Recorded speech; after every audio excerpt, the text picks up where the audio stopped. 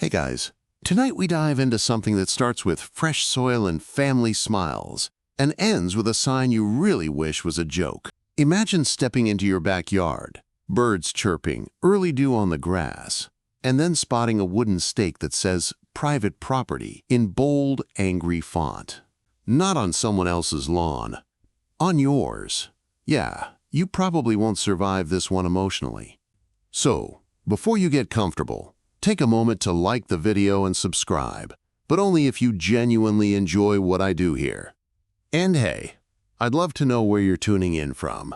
Drop your location and local time in the comments. Now, dim the lights, maybe turn on a fan for that soft background hum, and let's ease into tonight's journey together. You're standing on the patio, mug in hand, steam rising in little curls. You offered your in-laws the backyard last spring. Just a small garden, your wife had said. They need something to do, she smiled, and you liked the idea. You pictured a couple tomato plants, maybe some sunflowers nodding at you while you grill. But here's the twist. Gardeners? They multiply like vines. Within weeks, the grass vanished under neat rows of squash, kale, and some mysterious root vegetables your father-in-law insisted were heirloom. Tools lined the porch, bags of mulch. A compost bin that smelled like ancient civilizations. Speaking of which, did you know ancient Romans used human hair as fertilizer? Seriously. Historians still argue whether that was brilliant recycling or just gross. At first, it was kinda charming. They waved at you while you worked from home. Brought in a cucumber or two. You felt generous. Mature, domestic. You just didn't know it was the last time you'd feel that way in your own yard. The garden begins to grow, exponentially. What started as a few tidy rows has taken on a life of its own.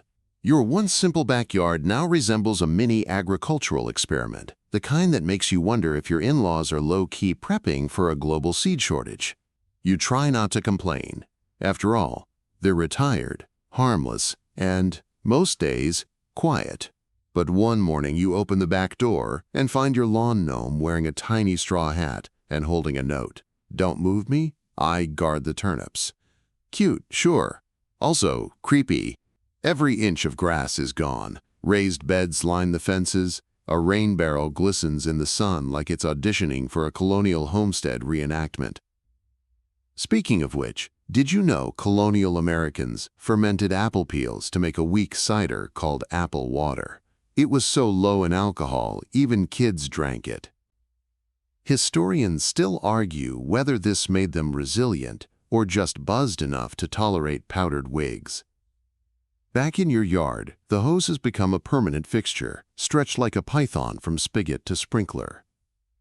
Tools clatter early in the morning.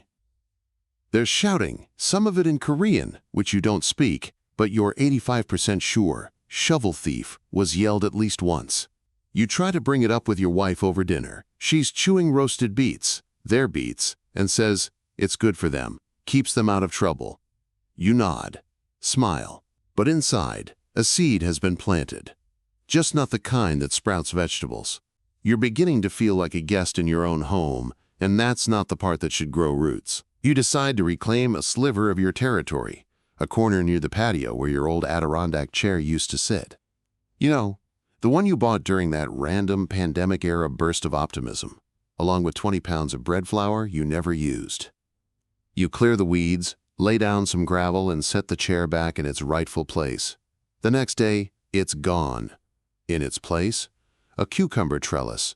You blink, rub your eyes. Nope, it's real. Vines already curling like they're mocking you. You march back inside, find your wife sipping mint tea, mint, you notice, from their garden, and ask where your chair went. She doesn't look up from her phone. They needed more space, she mumbles. It's their thing now. You freeze. Their thing? You stare at her, waiting for a wink or a laugh. Nothing, just the faint sound of birds chirping over the clink of her spoon in the cup. Remember that Roman emperor, Elagabalus? Historians still argue whether he was a visionary or completely unhinged. He once hosted a dinner where roses rained down so heavily from the ceiling that guests suffocated. Dramatic? Sure. But lately, your life's starting to feel like it's heading in that direction. Not death by petals, but smothered by someone else's idea of beauty. And that fringe fact? In ancient Persia, gardens were so sacred they inspired the very word paradise. Yeah. Yours? Less paradise. More passive-aggressive botanical occupation. You try to shake it off. It's just a chair. But you can't ignore the shift. Like something intangible has been fenced off. That night, from the bedroom window, you watch your in-laws prune vines under moonlight. And you wonder, when did you become the outsider looking in? You wake up early, earlier than usual, hoping to reclaim some routine. Maybe coffee on the porch. Maybe just a quiet moment before your inbox and your in-laws start buzzing. But when you step out barefoot onto the deck, there it is. A sign. Not a casual, kitschy, welcome to our garden kind of sign. This one staked firmly into the soil at the garden's edge in crisp, no-nonsense lettering. Private property. Do not enter. You stare at it. Blink twice. It doesn't move. Your jaw hangs open long enough for a mosquito to do a fly-by inspection. The coffee mug in your hand suddenly feels heavier than it should. You crouch, reach out slowly, and pull the sign from the ground. The stake makes a soft sucking noise as it leaves the soil, like the yard itself is reluctantly letting go. You head inside, the sign still in your hand. Your wife glances at it, then shrugs like you've picked up a misplaced sock. They just wanted some boundaries, she says, cracking an egg into a pan. It's their space now. Boundaries? In your backyard? You mutter something about whose name is on the mortgage, but she doesn't flinch. You think about the medieval English practice of beating the bounds, a yearly ritual where villagers would walk the edges of their parish, sometimes literally beating children with sticks to teach them the limits of their community. Brutal, but effective. Historians still argue whether it was more about property rights or social control.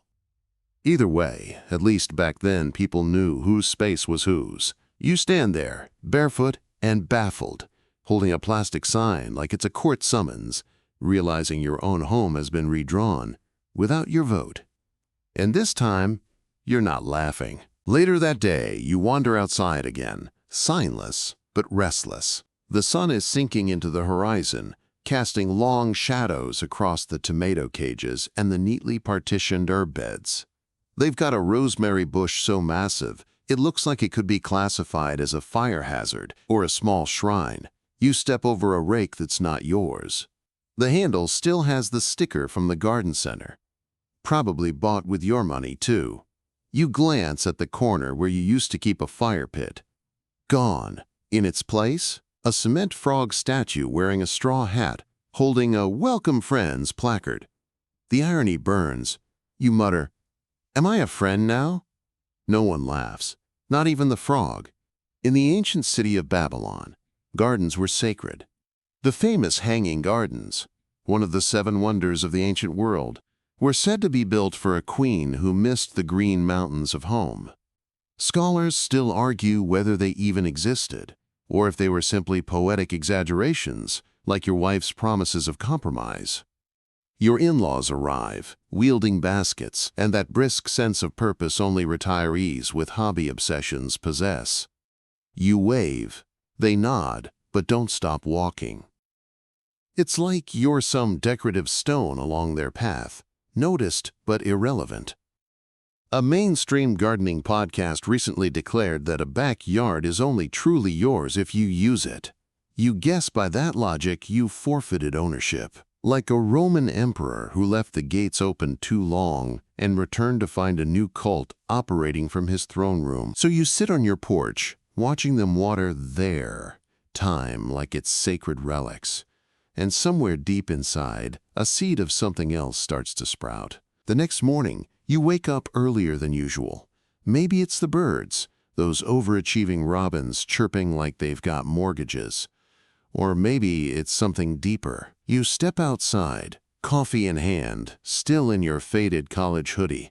The ground is damp with dew, the kind that soaks your socks if you misstep. And, of course, you do. In the middle of the yard stands a new addition, A trellis, not a modest little frame, but a full-blown wooden archway, whitewashed, overly ornate, and already adorned with climbing peas. It looks like something from a wedding venue. You blink. Did it grow overnight? You walk up to it. A small brass plaque reads, Miller Garden Arch, Eston, 2024. Miller, their last name. Not yours. Not your wife's either. Just them. The branding is getting bolder, and it's starting to feel like hostile landscaping. Historians still argue whether the concept of private property emerged during the agricultural revolution or much later, with the development of feudal Europe. Either way, ownership used to mean control. These days, it seems all you need is a plaque, a trellis, and a strong sense of entitlement. You call out to your wife, who appears at the back door in a silk robe, sipping her matcha. You point to the arch. That new? She squints. They mentioned putting something up. You nod slowly. Without asking, she shrugs. They're retired. This brings them joy. Fun fact. In medieval France, peasants had to ask permission just to plant certain crops on land they didn't own. You're the modern peasant, minus the charming lutes and plus HOA regulations. You stare at the arch, then at your own hands. You built this fence, dug these beds, paid every bill, and somehow you're the guest. You try to laugh it off. It's just a trellis, right? But the little brass plaque clings to your mind like a sticky note left on a fridge. Only this one screams, you don't belong here. You shuffle back inside, but all day your eyes keep drifting toward the window. The arch looms, a symbol, a gateway, just not for you. A week later, you find a strange rustling in your tool shed. You open the door, and there's your father-in-law, Barry, rooting around like a raccoon in cargo shorts. Need something? You ask, doing your best not to sound confrontational. Barry doesn't even flinch, looking for the pruning shears. I moved them last time. Thought they'd be easier to reach near the front. He moved your tools. Tools you bought, arranged, and maintained.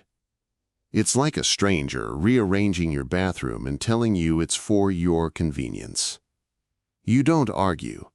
Just stand there while he strolls out like he owns the place. Fun fact, in ancient Rome, land ownership wasn't just a legal matter. It was spiritual. Shrines were placed on boundaries to mark divine protection. You begin to wonder if you should have erected one, maybe a garden gnome holding a keep out sign. Historians still debate whether the Roman domus home belonged more to the family patriarch or the gods that blessed it. In your case, the gods have been replaced by Barry and Susan with their wide-brimmed sun hats and heirloom tomato ambitions. You mention it to your wife that night, about the shed, the tools, the line that keeps shifting. She sighs, brushing her hair. They're just trying to help. You're not sure if you're supposed to feel grateful or evicted. The next morning, you wake up early. You're determined to beat Barry and Susan to their daily soil sermon. You slip into your slippers, pour lukewarm coffee into a chipped mug, and step out the back door. It's misty, nature's version of an Instagram filter, except no one's smiling. And then you see it, a sign about waist-high, hammered neatly into the soil just beyond the patio. Private property. Please keep out in bold serif. Your mouth hangs open like a dropped jaw in a cartoon. The coffee burns your tongue, but you barely feel it. This is your yard, your land. You even remember the closing documents, how you and your wife danced in the living room when the ink dried. But now, apparently your presence here is trespassing? You yank the sign from the ground. It wobbles out with an unsatisfying squelch. Your hands tremble, not from anger, but from disbelief, the kind that makes your lungs feel like they forgot how to work. You hold the sign like it might hiss at you. Take a long breath. Not deep, long. Like you're trying to blow out a candle on a cake no one invited you to celebrate. In ancient Japan, samurai families maintained intricate gardens to reflect inner peace. Stones symbolized mountains. Water meant serenity. But if someone disturbed that balance, say, by planting unauthorized cucumbers, it was considered a personal violation. Historians still argue whether these gardens were more about control or contemplation. You walk back into the house, the wooden stake still in your hand like some warped Excalibur no one asked for. Your wife stands in the kitchen, eyes glued to her phone. "They put a sign in the yard," you say. She glances up and shrugs. "It's their space now. You said they could use it." And just like that, you're no longer a homeowner. You're a guest with a mug. You place the private property sign gently on the kitchen counter like it might explode. Or worse, spark another passive-aggressive shrug. Your wife eyes it like it's a misplaced sock. You half expect her to say, "Don't leave things lying around." Instead, she says nothing, just scrolls. You head to the garage. Something inside you simmers. Not rage, not even rebellion, just a need for boundaries. Not wooden stakes or capital letters, but actual, emotional ones. You scan the cluttered shelves until you find what you didn't even know you were looking for. A small wooden bench you'd planned to refurbish 2 years ago. It's rickety and dusty, but it's yours. You haul it out back and set it down just inside the yard, deliberately, right at the edge of the cucumber's kingdom. You sit. You wait. Within an hour, Susan appears. Her sun hat is tilted in its usual "I read garden blogs" angle. She stops watering mid-row when she sees you. "Oh," she says, blinking. "Did you need something?" You gesture vaguely. "Just enjoying the yard." She gives a tight smile. "Well, you did say it was our space now." You nod slowly. "Right, I just don't remember giving away ownership." Use doesn't mean transfer. Quirky fact, in early colonial America, use rights were common.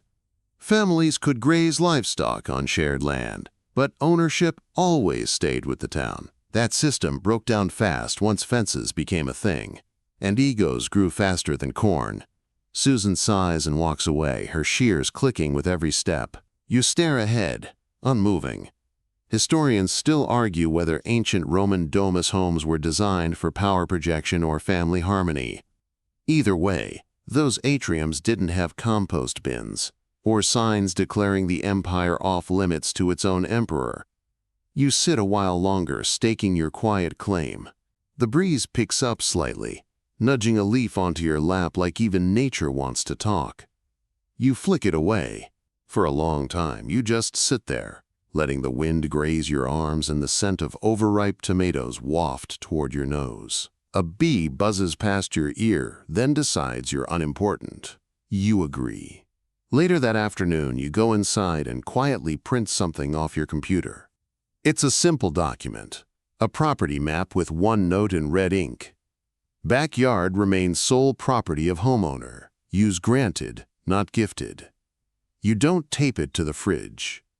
That would be petty. You leave it on your wife's nightstand, atop her half-read mystery novel under her blue light glasses. A peace offering, or maybe just a reminder that you exist here too. The silence after is so loud it echoes. The next morning, the sign is gone. No apology, no explanation, just absence, like it never happened. You step into the yard barefoot. The soil is soft, still warm from yesterday's sun. The cucumbers ignore you. So does the rosemary bush, which honestly you never liked. It always felt a bit smug. You water a patch of dry earth, not out of spite, just because it needed it. And that's when it hits you. Sometimes boundaries aren't about walls or signs or arguments. They're about action, quiet, steady, visible action.